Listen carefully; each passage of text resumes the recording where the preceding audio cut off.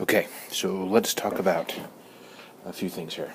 Let's talk about, this time, we're going to talk about how you as a real estate agent get an advantage over everyone else, on the internet when it comes to getting better search engine optimization and better engagement with potential clients. Okay, and that's from the houses themselves, from people you have sold, and working partners. People that like title companies and gardeners and remodelers and all the things that people are going to use in the process, right? So let's talk about how this happens. And so I'm gonna break that up. Okay, we'll hold on to that. You have videos that you can take of houses, great places around, like dog parks and outside cafes, or things for the kids, things for singles, things for 55 plus. There's all these different elements that you can do, right? Same thing with photos, and then you have client testimonials, where either now, as you're selling clients, you're going to escrow and they're there, and you take a photo, you take a video, and the thing about it is that people say, "Oh, I don't want to asset of my clients." You can make it to where you give it to them for their scrapbook. You put them on Facebook and you tag them, so all their friends are like, "Oh, you got it, that's great," blah blah blah blah, that kind of thing. So it's not like it's just for you. You can make it to where both people, both sides win. Okay. And then what you do is, when people are buying a home, we're going to make it a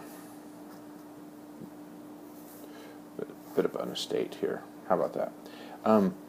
There's all these questions that people have about things surrounding it, right? So, what about, farmers markets? Sorry for my writing. What about, remodeling? Man, my penmanship is terrible today. And so if you,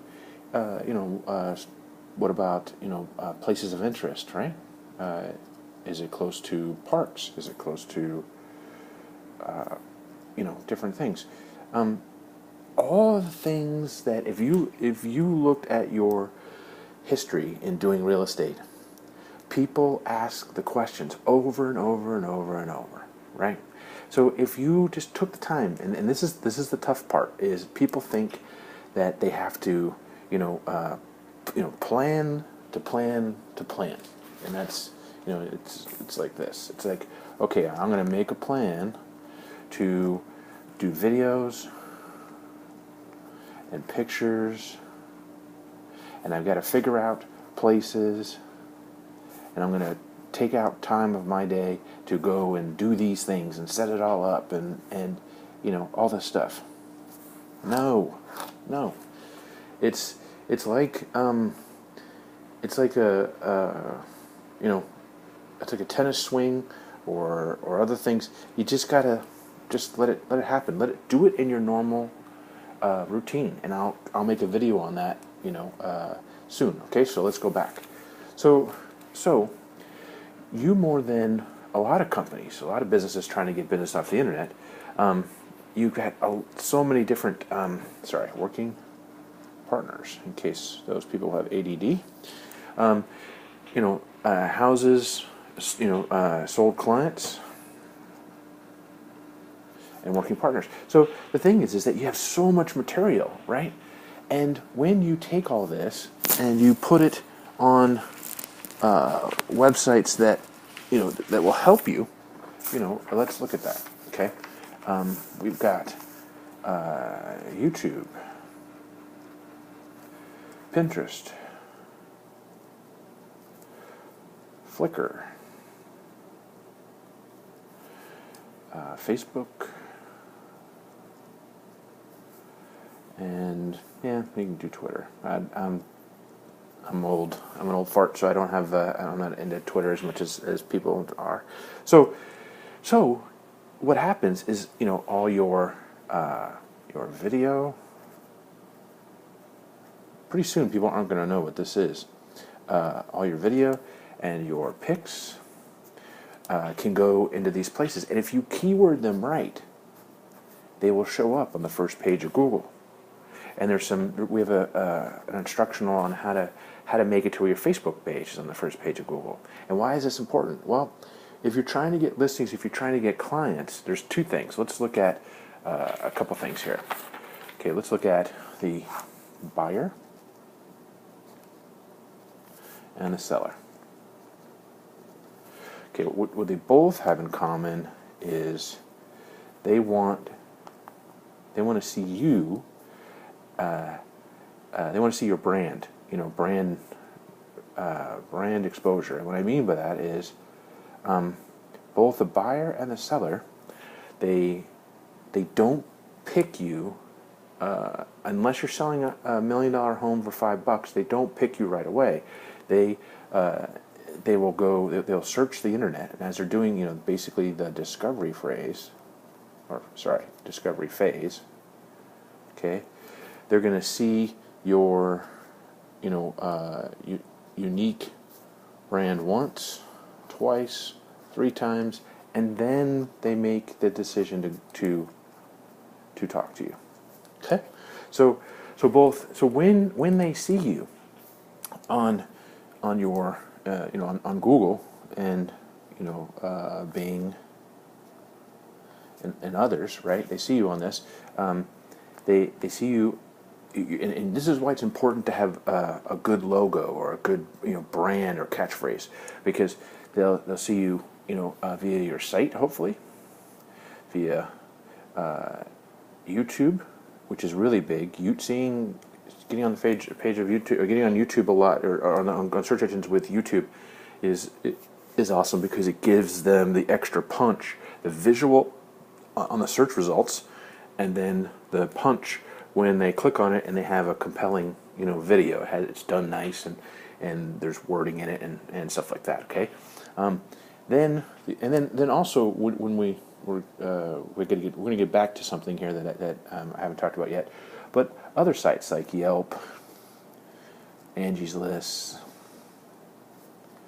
Sorry, my writing is terrible. And stuff like that. So as they're doing their discovery of looking to buy a home or looking to find an agent, the more exposure they see you. For the buyer, they see you on all of these places here, but then also on Trulia, Zillow, and Homes, especially in the questions and answers, where you show off your problem solving,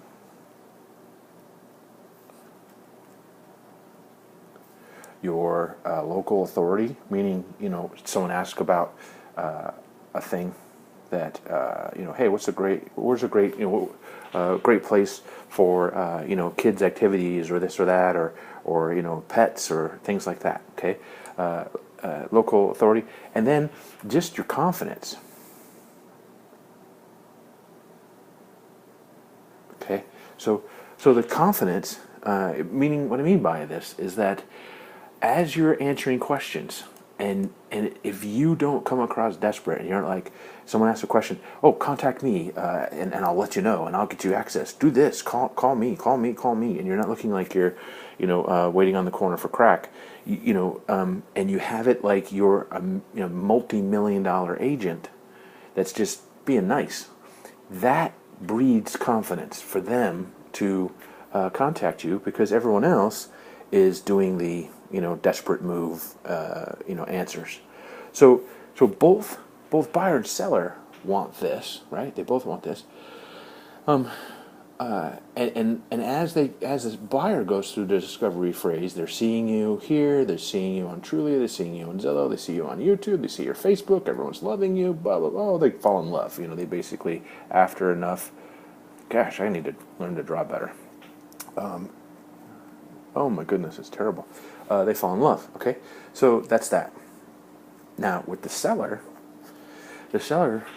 likes to see all this stuff, because the more that your social print is all over the web, the more confidence they have that you know how to get their property in the same positioning, how to get it everywhere to where people are seeing it. Where military people do searches and they find their home. Executives that are doing all the different demographics, that your house is not just listed but seen.